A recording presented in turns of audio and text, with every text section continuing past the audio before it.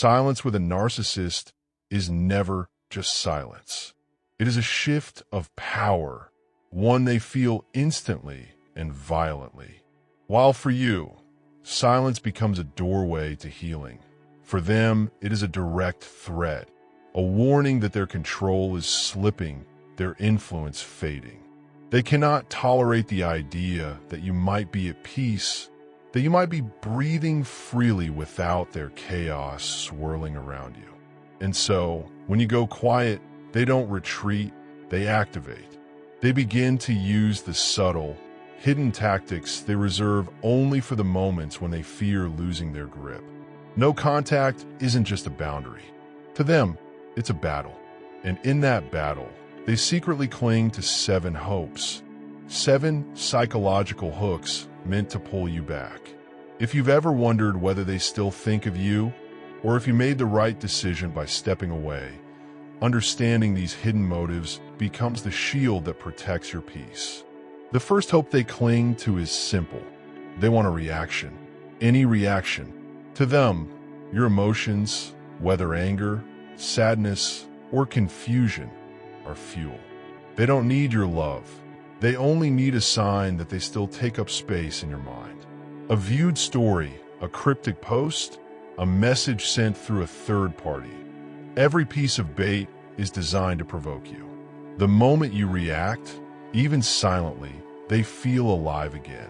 But when you don't react, their inner world destabilizes. Your calm becomes their crisis. Next comes confusion. Narcissists know that silence creates questions, and questions create vulnerability. So they disappear, reappear, and shift unpredictably, all to keep you mentally spinning. They rely on your desire for clarity to lure you back into their maze. The more confused you feel, the easier you are to control. But once you realize their silence is manipulation, not meaning, the fog begins to lift. Then they rely on guilt.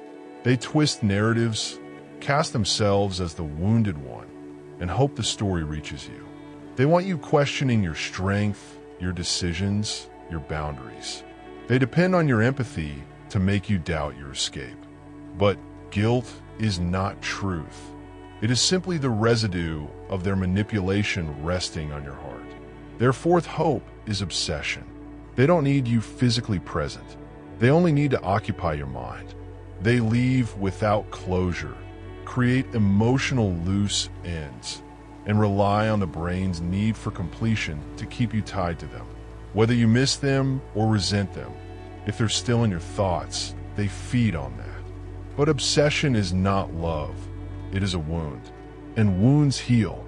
Then they play with nostalgia, planting memories of the rare good moments, hoping you'll rewrite the past to justify their behavior. They want you to long for a version of them that never truly existed. Nostalgia becomes their weapon, softening your reality with illusions. They also try to control the story, both the one they tell others and the one they want you to tell yourself. They paint you as the villain, themselves as the abandoned, the misunderstood, the broken. They rely on public sympathy and your silence to twist the narrative. But the real story is the one you survived, not the one they perform. And finally, they cling to your energy. Even from a distance, they hope your mind stays exhausted, your heart unsettled, your spirit drained. They depend on the emotional residue they left behind. But the more you reclaim your peace, your joy, your self-worth, the weaker their invisible pull becomes. And in that choice, the narcissist loses the one thing they fear most, the realization that you no longer react, no longer chase, no longer need them. You're stepping into a life where your peace speaks louder than their illusions. Your silence is not weakness. It is the final truth they can no longer rewrite.